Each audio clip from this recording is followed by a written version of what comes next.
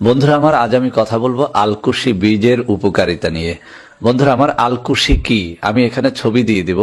আলকুশি হচ্ছে এমন একটা যৌন উদ্দীপক খাবার, যে খাবারটি খাওয়ার পর যে কোনো প্রকারের দুর্বল যৌন রোগীও কিন্তু একদম তাজা হয়ে যেতে পারেন।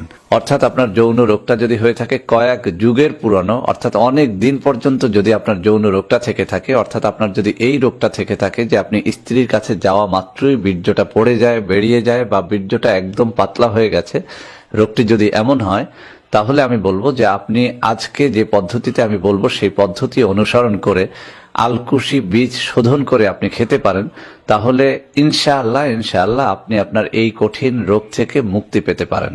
বন্ধুরা আমার, আলকুশি বীজ নিয়ে সমাজে অনেক রকমের মুখরোচক গল্প প্রচলিত আছে। এর মধ্যে কিছু গল্প আছে বাস্তব, আর কিছু গল্প আছে মিথ্যা।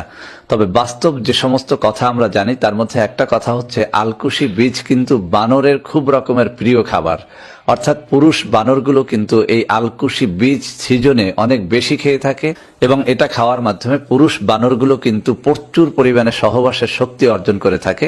এবং প্রত্যেকটা পুরুষ বানর জানে যে এই আলকুশি বীজের শক্তিটা কত বেশি, এবং এটা কিন্তু সে কারণেই তারা খায়।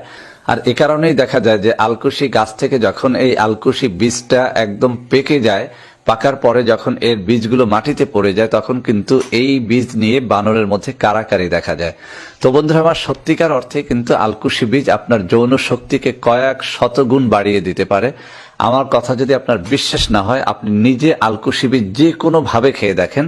আপনি যদি সত্যিকার অর্থে আলকুশি বীজের পাউডারটা খেতে পারেন, তাহলে আপনি আপনার নিজের চোখেই দেখতে পাবেন যে আপনার যৌন শক্তিটা কতটা বেড়েছে। তবে বন্ধুরা আমার, যদি সত্যিকার অর্থে আপনার রোগটা হয়ে থাকে অনেক পুরানো, সেক্ষেত্রে আলকুশি বীজটাকে শোধন করে নিতে হয়।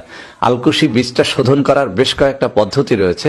আপনি যে পদ্ধতিতেই খান না কেন, আলকুশি বীজ যদি সত্যিকার অর্থে আপনি জোগাড় করে অরিজিনাল আলকুশি বীজের পাউডার খেতে পারেন, তাহলে নিজের চোখে কিন্তু এর উপকারিতাটা আপনি দেখতে পাবেন।